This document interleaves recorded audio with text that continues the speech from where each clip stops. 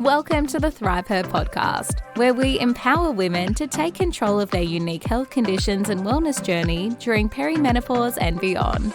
Our goal is to help you dream big and reach your fullest potential in every part of your life. Each week, the podcast dives into expert insights, natural solutions, and inspiring stories to support you on your journey. And now, here's your host, your no-nonsense naturopath, Rochelle Wade. Hello everyone and welcome back. How many of you have started a new habit? Whether it's drinking more water, exercising regularly or meditating, only to lose momentum after a week or two. You start strong, you're all in, and then life happens. Work gets busy, the kids need your attention, or you just feel too tired. And then suddenly, those big, bold changes you were so excited about feel overwhelming. And then you stop. You're back to square one. Does this sound familiar? Because let me tell you, you're not alone. And more importantly, this isn't your fault. The problem isn't you. It's the way we've been conditioned to approach change. Society tells us this idea that massive transformation requires big, all or nothing actions. Now, whether it's diet culture telling us to cut out entire food groups overnight, or fitness challenges expecting us to work out 2 hours a day, the narrative is always the same. Go big or go home. But let's be real. How sustainable is that? Look, big goals are great, but when they feel too overwhelming or unrealistic, we give up. That's not because we're lazy, but because our brains are wired to resist change that feels hard or threatening. And that's exactly why I love today's topic, the 1% habit shift. This simple yet powerful concept actually flips the script on how we approach change. Instead of focusing on drastic actions, it's all about making tiny, consistent improvements. Just 1%. These small shifts might feel insignificant at first, but over time, they compound into massive results. Think of it this way. What if, instead of trying to climb the entire mountain today, you just focused on taking one small step? What if, instead of trying to overhaul your entire routine, you just make one tiny tweak? Like drinking one extra glass of water, or walking 5 minutes more, or just taking a deep breath before responding to a stressful email. The beauty of the 1% habit shift is that it feels doable. It creates progress without the pressure. By the time we finish speaking today, I'm hoping you know exactly how to approach this and make it work for your own health, your habits, and your life. I promise it's going to feel achievable. Let's talk about why small, consistent changes are so effective. You might be wondering, can 1% really make that big of a difference? And my answer is yes, absolutely. There's actually a fascinating concept, fascinating because I'm a nerd, called the aggregation of marginal gains. Now, of course, this sounds a little technical, but it is actually the secret behind some of the most incredible success stories in the world. Let me tell you one of them.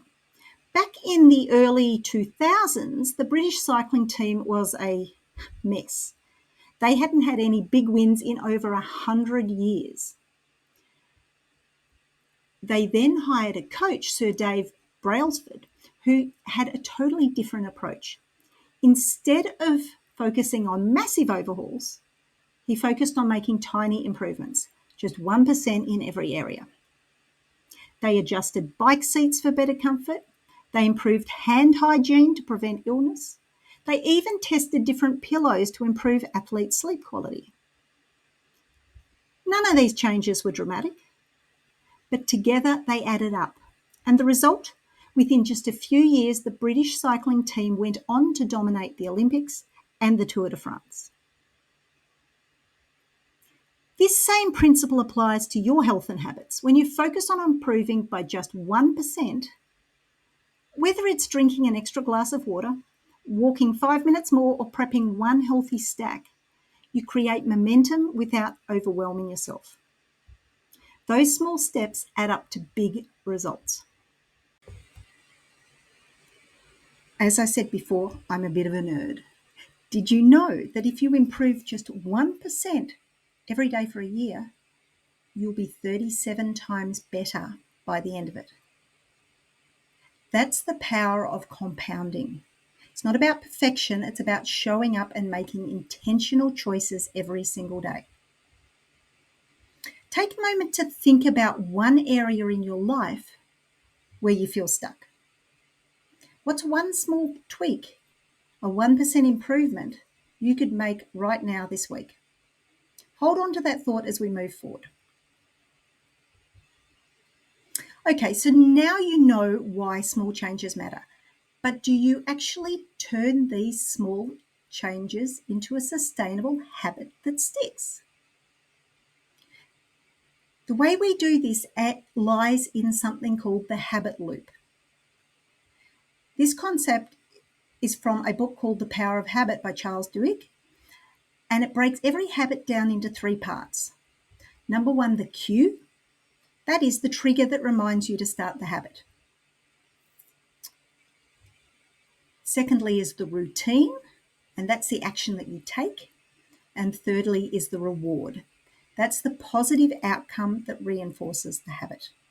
So let's break this down with an example. Say your goal is to drink more water. Your cue might be something like you place your water bottle on your desk where you can see it. Your routine might be every time you sit down at your desk, you take a sip.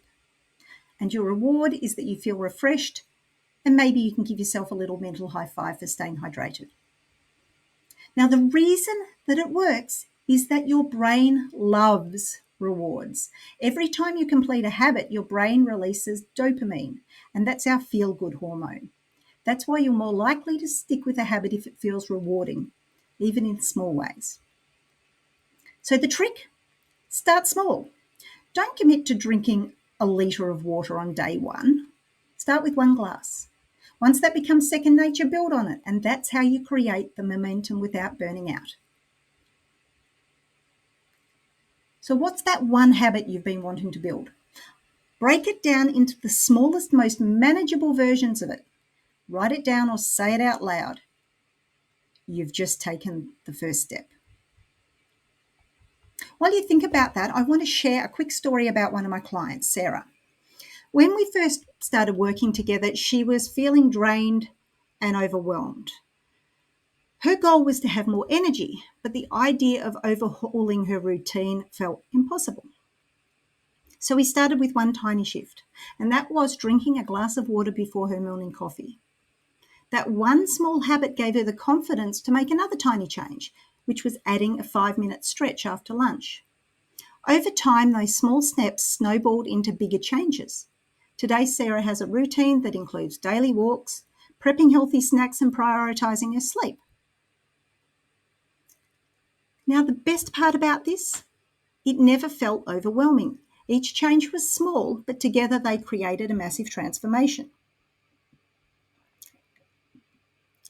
Big results come from small, consistent steps. It's not about doing everything, it's about doing something consistently.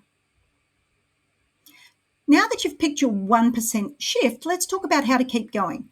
Here are 3 tips to make sure your habits stick. Firstly would be to track your progress. You use a checklist or an app or even sticky notes to log your wins. Seeing your progress builds motivation. Another good trick is to anchor your habit. Pair it with something you already do. For example, stretch while your coffee brews or meditate after cleaning your teeth. And very importantly, celebrate every win. Don't hold back on those mental high fives. Science shows positive reinforcement strengthens habits, so celebrate every forward step. Research tells us that it takes habits an average of 66 days to stick. The key is consistency, not perfection.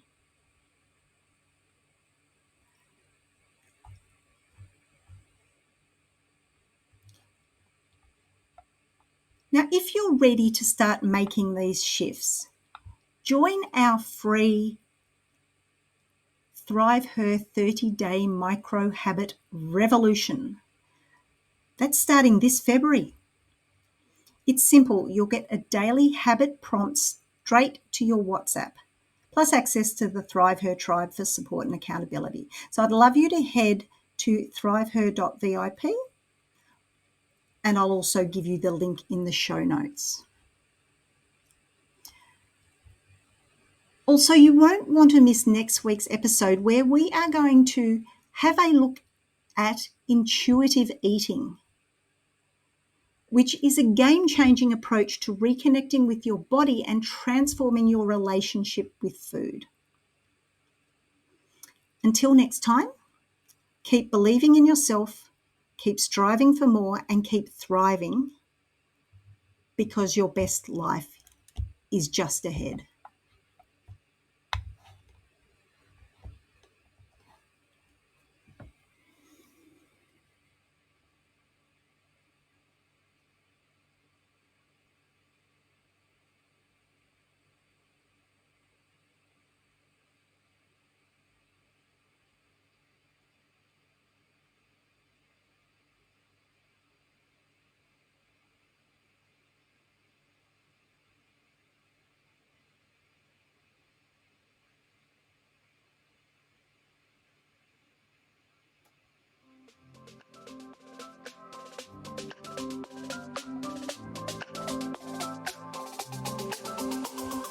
Thank you for joining us on